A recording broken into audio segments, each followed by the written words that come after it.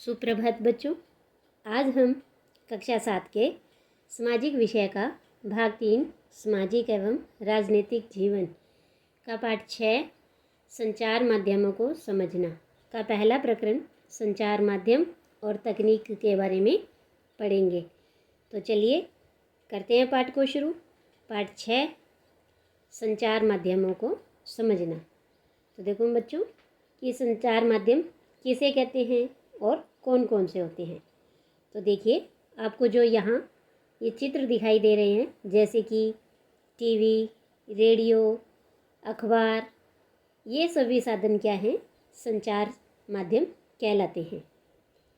देखिए कि जैसे टेलीविज़न पर आपका पसंदीदा प्रोग्राम कौन सा है, रेडियो पर आपको क्या सुनना अच्छा लगता है, प्राय आप कौन से अखबार या पत्रिकाएं पढ़ते हैं, क्या आप इंटरनेट पर सर्फिंग करते हैं, आपको उसमें सबसे उपयोगी क्या लगता है, क्या आप उस एक शब्द को जानते हैं जो प्राय सामूहिक रूप से रेडियो, टीवी, अखबार, इंटरनेट और संचार के अन्य साधनों के लिए प्रयोग में लाया जाता है।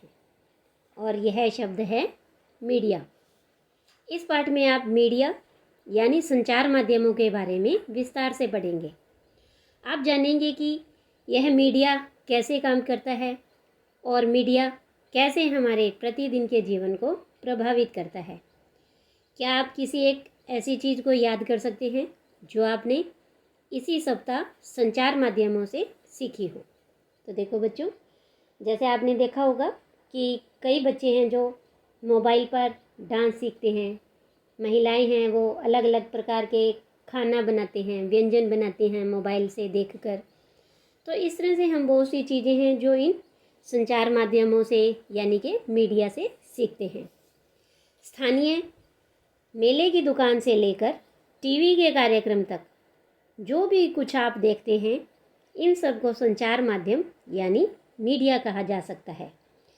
मीडिया अंग्रेजी के मीडियम शब्द का बहुवचन है और इसका तात्पर्य उन विभिन्न तरीकों से हैं जिनके द्वारा हम समाज में विचारों का आदान प्रदान करते हैं, यानी कि विचारों का आदान प्रदान करना ही मीडिया कहलाता है। और मीडियम का अर्थ है माध्यम, क्योंकि मीडिया का संदर्भ संचार माध्यमों से है, इसीलिए हर चीज़ जैसे कि फ़ोन पर बात करने से लेकर टीवी पर शाम के समाचार सुनने तक को मीडिया कहा जा सकता है। टीवी, रेडियो और अखबार ये संचार माध्यमों के ऐसे रूप हैं जिनकी पहुंच लाखों लोगों तक है, देश और विदेश के जनसमूह तक है, इसीलिए इन्हें जनसंचार माध्यम या मास मीडिया कहते हैं। तो देखो बच्चों कि मास का अर्थ होता है बहुत सारे लोग और मीडिया वही विचारों का आदान प्रदान करना, यानी कि बहुत सारे लोगों तक हमारे विचारों का आदान प्रदान करना, देश और विदेश के लोगों तक विचारों का आदान प्रदान करना ही मास मीडिया कहलाता है। तो देखो यहाँ एक प्रश्न बनता है कि पृष्ठ 70 पर दिए गए कोलाज में से संचार माध्यमों के 6 अलग अलग प्रकारों को छांटिए। जैसा कि हमने इस पाठ की शुरुआत में कुछ चित्र देखे थे, उनमें से टेलीविज़न, रेडियो, अखबार, सीडी प्लेयर, कंप्यूटर, पत्रिकाएं और इंटरनेट, इस तरह से ये कई साधन हैं जो कि संचार माध्यम कहलाते हैं।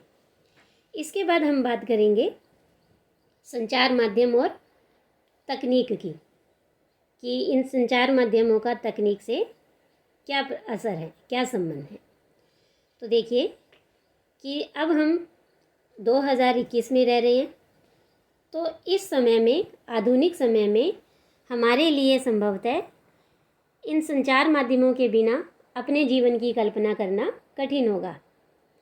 लेकिन केबल टीवी और इंटरनेट के विस्तृत उपयोग हाल ही में शुरू हुए हैं, यानी कि जो टीवी है वो अभी कुछ ऐसे कह सकते हैं कि 20 सालों से अच्छे से शुरू हुआ है, लेकिन जो इंटरनेट है ये तो अभी 2015 से ही विस्तृत तौर पर, व्यापक तौर पर उपयोग में शुरू हुआ है।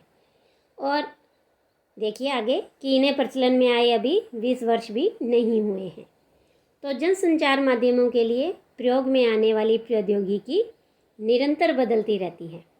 ये देखिए कि आपको यहाँ एक चित्र में दिखाई दे रहा है कि एक चित्रकार की नज़र में बाइबल के पहले पन्ने की छपाई करते हुए गुटेनबर्ग, जो कि ये यहाँ बाइबल का पन्ना है वो, और इसकी छपाई कर रहे हैं। तो अखबार, टेलीविज़न और रेडियो लाखों लोगों तक पहुँच सकते हैं, क्योंकि इनमें एक विशेष प्रकार की तकनीक का उपयोग किया जाता है। हम अखबारों और पत्रिकाओं की छपे हुए माध्यम के रूप में और टीवी और रेडियो की इलेक्ट्रॉनिक माध्यम के रूप में भी चर्चा करते हैं। आपके विचार में समाचार पत्रों को छपे हुए माध्यम क्यों कहा जाता है? तो आगे पढ़ने पर आपको पता चलेगा कि ये नाम संचार माध्यमों द्वारा प्रयोग में लाई जा रही तकनीक से संबंधित है।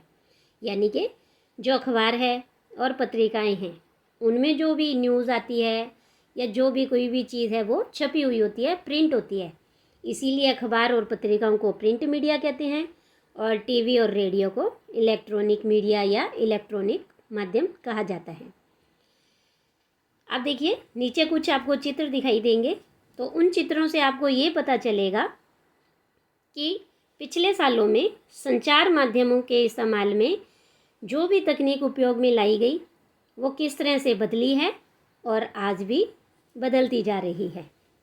तो देखो बच्चों कि जैसे कि आपके परिवार के अगर आप किन्हीं भी बड़े लोगों से पूछोगे, जब पहले टीवी नहीं होता था तब वे रेडियो पर क्या सुनते थे, और उनसे ये भी पूछना कि आपके क्षेत्र में पहले टीवी कब आया था और केबल टीवी की शुरुआत है वो कब हुई थी।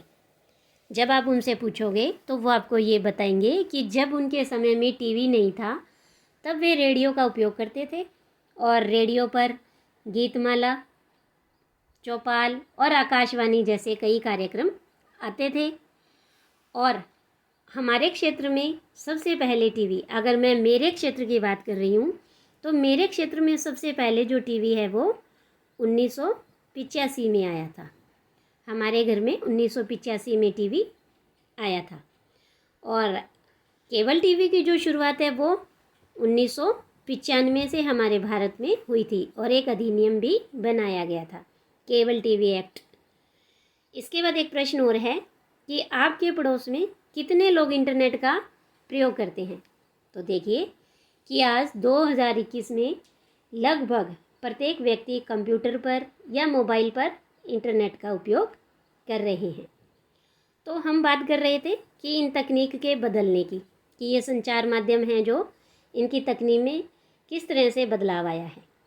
तो तकनीक और मशीनों को बदलकर अत्याधुनिक बनाने से संचार माध्यमों को अधिक लोगों तक पहुंचने में मदद मिलती है।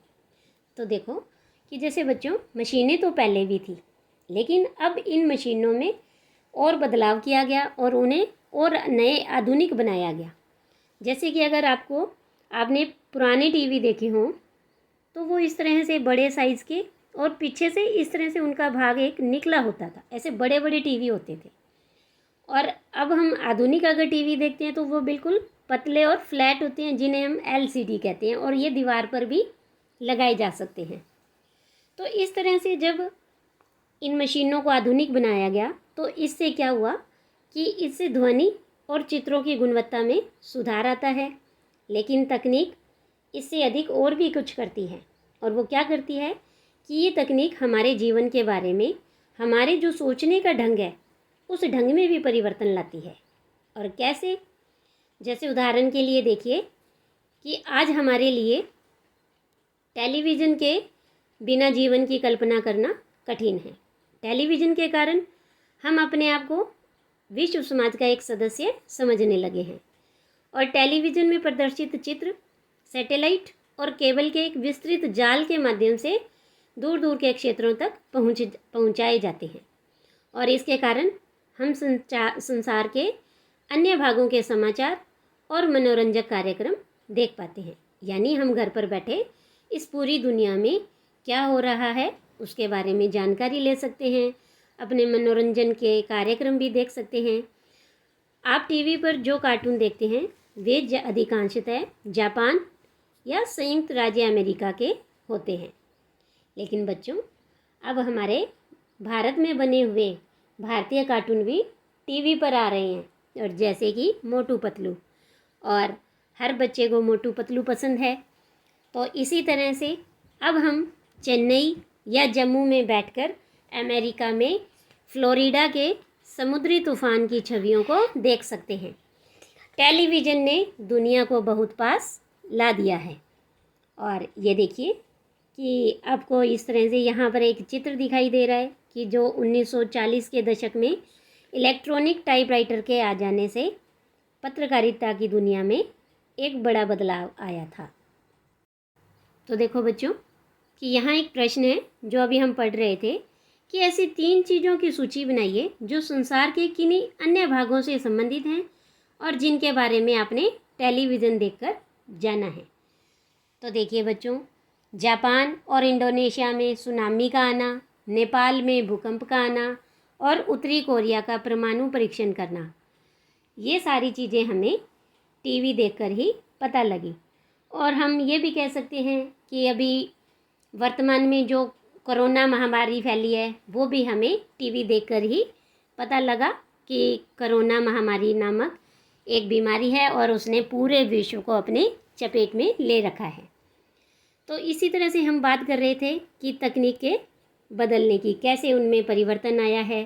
तो ये देखिए कि आपको यहाँ एक और चित्र दिखाई दे रहा है, और कैसे इस चित्र में जो कि एक यंत्र है जिसका नाम है टेलीवाइज़र, यानी कि ये टेलीविज़न का प्रारंभिक रूप था।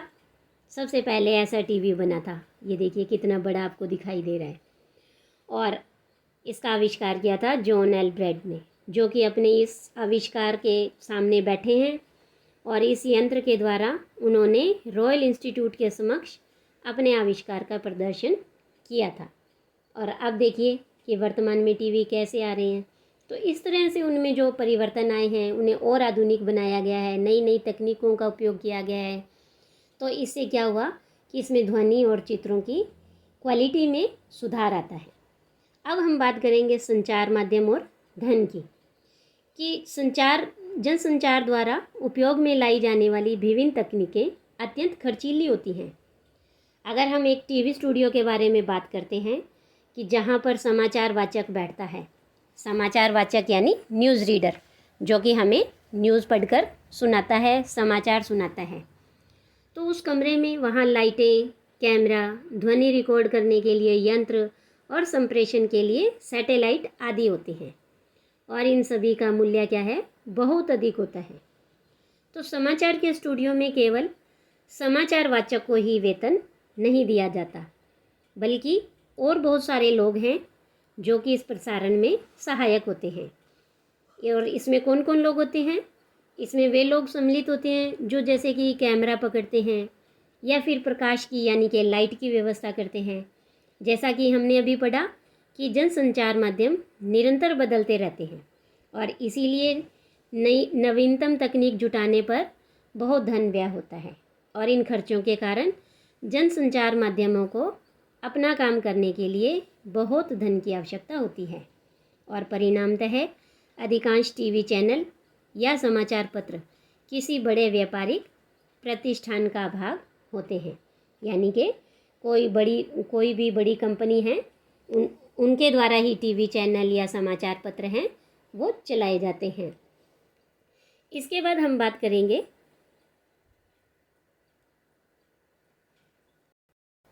कि जनसंचार माध्यम और लगातार धन कमाने के लिए इन विभिन्न तरीकों के बारे में सोचते रहते हैं कि हम कैसे ज़्यादा से ज़्यादा धन कमाएं।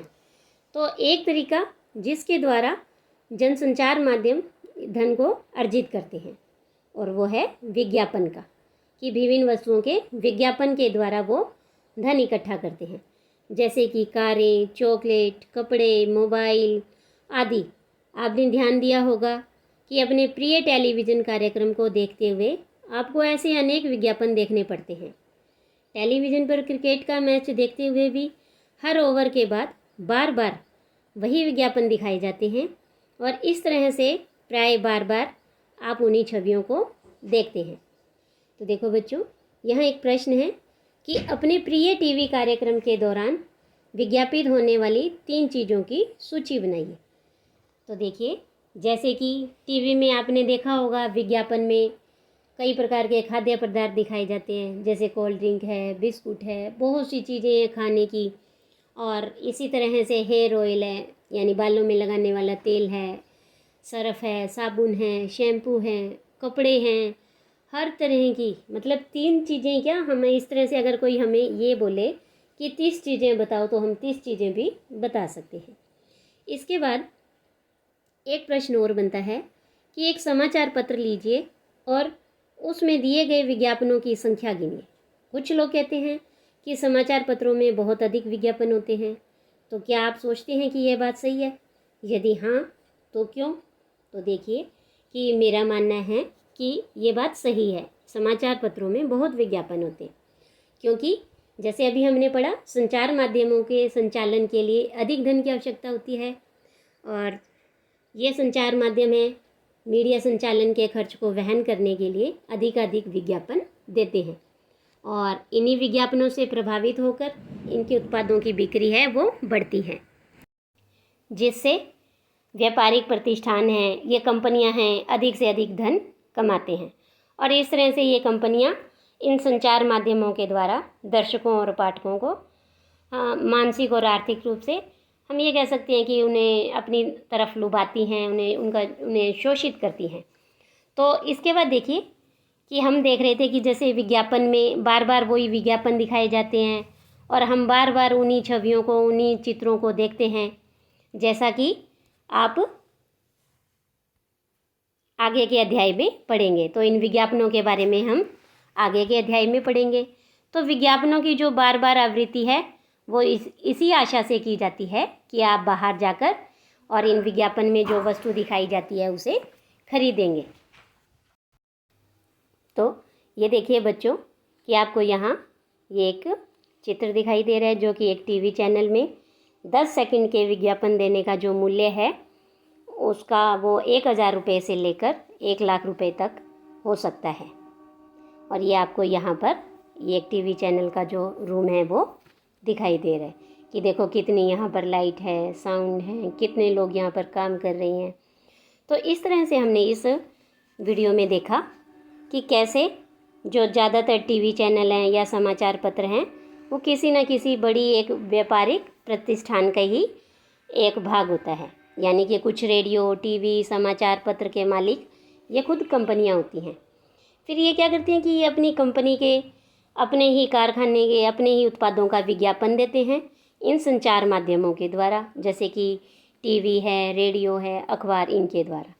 और इन विज्ञापनों से क्या है कि उनके उत्पादों को बढ़ावा मिलता है, क्योंकि इन सब को क्या है कि जैसे हम लोग हैं, यानी जो जनता है वो पाठक, दर्शक और श्रोता वो उन्हें देखते हैं और देख करके इन उत्पादों को खरीदते हैं, और जब खरीदते हैं तो वो पैसा क्या है वापस उन्हीं व्यापारिक प्रतिष्ठानों को, फैक्ट्रियों को जाता है, और इससे उन्हें जो है काफ़ी धन मिलता है और उनकी जो आय है, उनकी कमाई है, उसमें वृद्धि होती है। तो आज के लिए इतना ही। धन्यवाद।